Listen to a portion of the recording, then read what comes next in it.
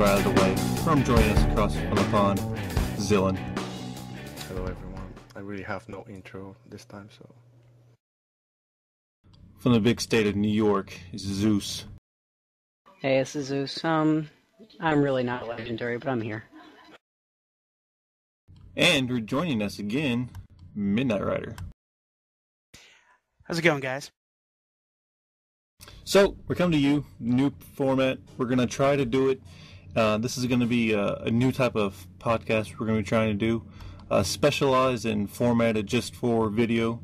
So, the whole thing you'll see, all of it will be right here, unedited, straight into video format.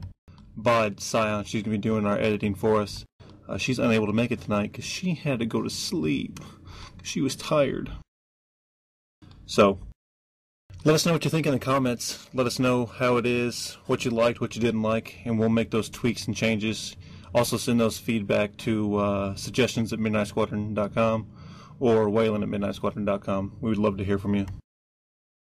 So we got a few news items to get through tonight. Midnight, something Diablo recently happened, right?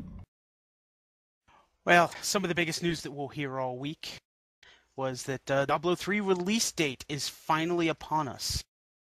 We have just under 60 days before the game will be in our possession.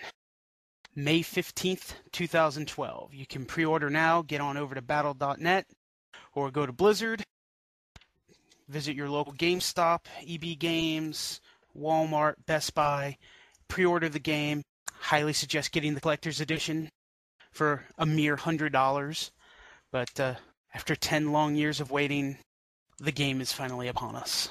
I was going to say the collector's edition is really cool because you get some in-game perks. You get in-game mount for WoW, and then you get some other cool stuff, or some other stuff, not really cool stuff in-game. But one of the really cool things is you get an actual statue-ish thing of a dragon, but then there's a little flame on it. You pull the flame out. It's a USB stick that contains Diablo 1 and Diablo 2. I think it's an 8 gig USB flash drive that's sculpted into this piece that you get for the collector's edition, and plus you get you get the art book too, don't you, and some other stuff. Yeah, you get an art book. Cool. You get you get a soundtrack for it, where it delves deep into all the sounds throughout the game, and it shows you like behind the scenes of how they decided to make the soundtrack and all the different sounds that you hear throughout the game, and that's going to be awesome. I'm going to love that part of it. The real deep, dark, ominous tones of Diablo 3. I think the art book is going to be really something cool too. Yeah, it's going to be really cool. It's really it for Diablo news. So May 15th, make sure you get those pre-orders in. Does anybody, you said EB Games, but are there any EB Games around still? I got one friend who mentioned that there was an EB Games somewhere, but I haven't seen any for years. GameStop is pretty much the same thing now. They're combined. GameStop bought them, right? Something like that. Was that what happened? I think so. Because I know all the GameStop or all the EB stops that I've always seen have transformed into GameStops. So, all right. So, since last time we put a podcast up, there's been, last podcast we had, there was the Guild Wars 2 went into beta, and now we have more Guild Wars 2 news. So we got a few things going on, actually. This past weekend, there were sent out the beta invites that for the group that was going to get put in this coming. We believe it's this weekend because it's supposed to be the last weekend, close to the end of March, and I think this is like the last weekend. We're getting close, and they were supposed to go out last weekend. That's the first part of the news, but the really big news was that ArenaNet announced the pre-purchase of Guild Wars. And mind you, I said pre-purchase, not pre-order. This means that you are going to be buying the whole thing at once, not putting down $5 like you would at GameStop or Amazon or wherever that's selling it. So you'd have to pay the whole thing, and that will get you a couple of things. First of all, there are 3 editions. A regular digital download, which doesn't give you much, basically the game, as well as 3 things. The retail cost of that will be around, I believe, $59, so it would be the normal $60 for a game. The second edition is a digital deluxe. The digital deluxe is basically a little bit more collectibles. There'll be a summoned pet that elite skill that can be used for any class. It's basically a misfire wolf, which will allow you to use that. But most people figure that's only going to be good for like first 10 levels, and most people are going to get bored with it or use a different elite. There is a couple of different little tomes or one-time use things, not too much. That version is going for $79, so it'll end up being $80. And last, there is the collectibles edition, which is actually going for $150. And honestly, from listening to what Midnight just said, it's not going to be anywhere near the same level as what they're getting from that. There is a 10-inch Ritlock figurine, which probably it takes for a lot of the... Ritlock is one of the main characters in the new story. Just so you know, that's a Char character, which was the bad guys in the first one. There is a 112-page making of Guild Wars book. There's a soundtrack, art portfolio with like 5 art prints, along with a custom art frame to show those off. Along with all the stuff from the digital deluxe, of course. Now, all 3 versions get, and this is where it gets more interesting. All 3 versions get a 3-day head start access to when the game comes out. They get a hero's band, which is basically an item that they can use that gives them a whole bunch of pluses on their stats. But the really big one is that starting the end of April is that if you buy it, you get into every beta event until it's released. So that's basically 1 a month until they release, which most people are figuring it's going to be 3 or 4 months, probably of betas. So everybody that was trying to get in so badly to get into the beta basically only misses out on 1 as long as they can buy it. So that's why they're doing it like that. I mean, you're buying it, you can't get your money back, and you're getting into the beta event. So if you don't like it, you can't get your money back. That's why they're probably doing it like that. Oh, and anybody that pre-orders instead of pre-purchases gets a 1-day head start at the end, and no betas. Right, so they're actually scared about what people might think about their game. I don't know if it's that. I think it's a way to drum up their pre-order sales. That way they get a better number of, or a better idea of what number they're going to have at launch. I don't know. When Star Wars launched, they had the same pricing structure, $59, $79, and $150. The $150 really didn't have a whole lot when it comes to the difference between the $79 and the $150 one. There wasn't a big difference. But you did get early access, which is actually 5 days, so that was kind of nice. I think you got into the last 2 beta weekends too, so it was decent. Maybe I missed it, but did they actually give a release date yet for the game? No, the pre-purchase starts April 10th, and like I said, they were very vague about how many beta weekends they were going to have. Just that anybody that pre-purchases would get into all of them starting after this March. So basically everything from April going forward. So my big concern is, and Guild Wars is a big name, so I doubt that this would happen, but anything's possible in today's economy. My concern would be, okay, the beta literally just opened. You're going to pre-purchase, not pre-order, but pre-purchase, pay the full amount up front in full for a game that you don't know when you're going to get, or if it's even going to be released. What if something happens to the company and it ends up not being released?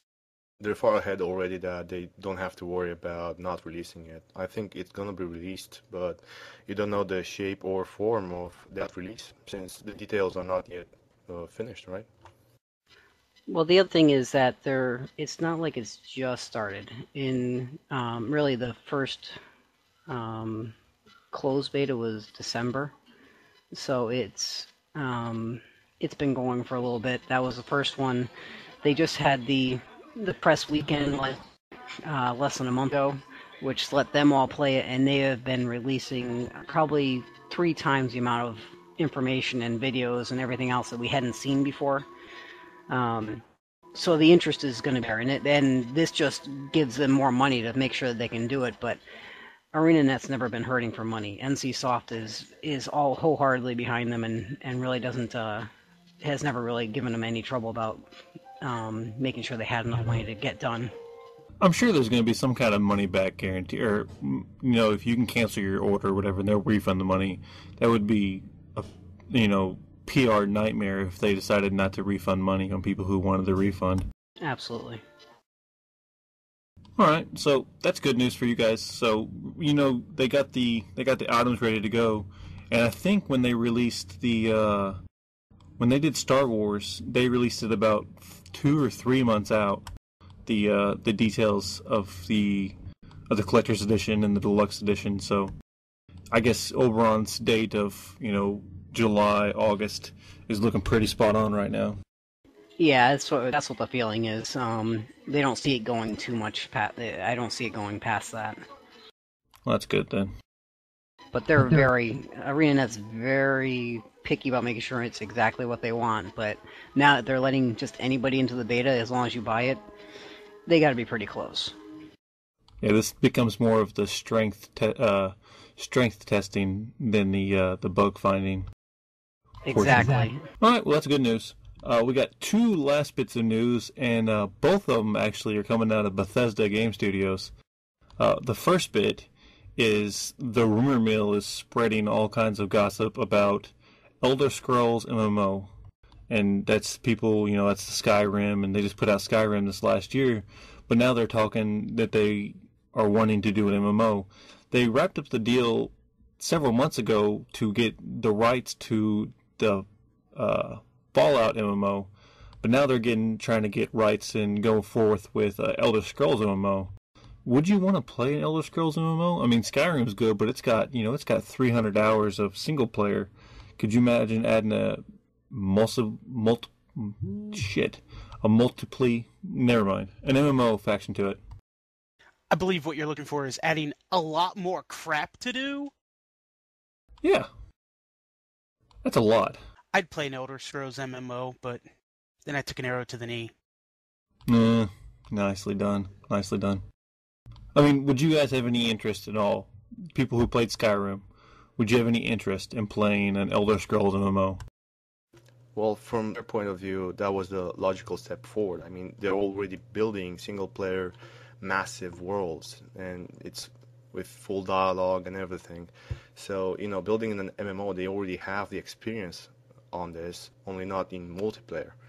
So, I would give it a try, but I wouldn't buy it until I would know a lot more about it. I guess they could always do, every year do an expansion pack instead of putting a new game out every 2 years. Just keep expanding their universe the way they want to. Yeah, but it still gets boring after a while, right? Yeah, like I said, we've already discussed that I'm not an RPG player. I found that out the hard way, so... Not really the hard way, just the long way. I just don't like leveling. I mean, they should find a different way of leveling your character other than actually grinding mobs down and, doing it level by level. Yeah. So the other bit of Bethesda news is that Bethesda is looking for an iOS developer, which is, the iPhone and iPad gaming software, or software at least. They're looking for a software developer for that platform. They posted on ZeniMax's career website, which has a lot of developer-type people on there. They're looking for an experienced iOS developer with familiarity of Bethesda games. We've seen there's not a lot of good quality games out there on Android or on iOS. The RPG, when it comes to RPG, Epic Games put out Infinity Blade and Infinity Blade 2, and those are really good games for the iOS and for iPad. Do you think that you could see like Fallout or Elder Scrolls? I hate to see Elder Scrolls. I think Fallout would work way better. But those type of games on your iPad or your iPhone? I don't think you can squeeze so much content into a few hundred megabytes, but I think it's a safe bet to assume that they're planning to release something for the iPad mostly, not the iPhone, because of the screen size. I think it's not really, when it comes to size, I can see that part. You just limit the amount of stuff you do. I think the biggest part of right now is when iOS games come out or Android, the control schemes are just so horrible. It's what makes them bad. So putting a good control scheme behind them is really the key to it. But now, with quad cores, and I think I'm speaking correctly when I say that the iPad processor is a quad core right now, right? Yeah, I think so, the A4. Maybe we're going to have a quad core on the iPhone, although I don't see any reason behind it. But they can do a pretty decent game for it. I mean, when you get to quad core status, that's pretty much what you're aiming for is better graphics and better gaming capabilities for those devices. So that pretty much wraps up the news we have for this week. Anybody else have anything else you want to talk about before we wrap it up real fast? All right, the silence is deafening. So I guess we'll sign off. Like I said, leave us suggestions and comments at wayland@midnightsquadron.com or suggestions at midnightsquadron.com or on the YouTube page that this is posted on or on the Facebook. Never mind, not the Facebook. The website post that this posted on. Speaking of the website, this should go up on Friday. Let me double check on this. Friday, March 23rd. Saturday, March 24th will be the upgrade to the site.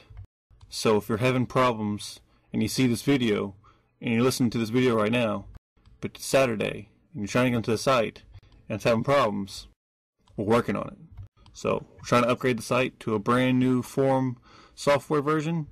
It's going to be pretty exciting. Midnight and I have been working on it for a while, playing around with it, and we're at the point now where you just got to put up or shut up. So Saturday's put up or shut up day. Keep in mind, Facebook is completely separate, so if anyone does encounter any issues or wants to track any the status of the upgrade, feel free to head on over to the Facebook group and look for any updates there. Can we actually get a sneak peek at this new look? You will. No. On Saturday. So yeah, Facebook, and I had this question the other day too, is TeamSpeak run off of our website? No. TeamSpeak is separate for a reason.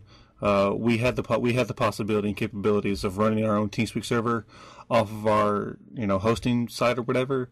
We chose not to do that so we could have if one goes down we can still have the other. So Facebook, he's right. We posted it on Facebook all day Saturday, letting you know the progress, and we'll be on TeamSpeak as well. So those sites will definitely be up and running still. Good thing, because we know how your upgrades go. Hey, this is the first time. Capcom said this is the first time that he hasn't been involved since like 1999 or some stuff like that. And this is the first time that I know of in the history, the 17-year history of Midnight Squadron, that we have done a live update to the site. Usually with an update at this size, you have to restart on a separate database. They change it over on different websites. So this is the first time we'll be trying to preserve the entire website, all the forums, all your post counts, everything. We're going to try. Well, and I'd have to double check with Capcom on this, but I think in the last 5 years or so, last 4 or 5 years, all of our website upgrades have usually been because something's happened to the website. Not because we wanted to. We've usually had servers crash and we've lost the majority of our databases and have had to start fresh. I know the last switch we had, the one we're on now, but the one before that was a voluntary switch because of the new forum software. I don't think the new forum software was compatible with the old forum software, so it would have been a big change. So I think it was voluntary to move it over. That's what we took. The one we're on now, it took a while to get over here because of the schedule at the time. But yeah, I think that was a voluntary one. The other ones in the past, those are probably somebody spilt water on something and didn't work. So, well, regardless, exciting times we're living in right now. It is. So, like I said, that's on the 24th. Be checking on Facebook, and we'll be posting on there. So that'll keep you up to date. All right, I guess we'll sign off. So for me, I'm Waylon, signing off for the night. This is Zeus, since nobody else is talking. Have a good one. Midnight Rider.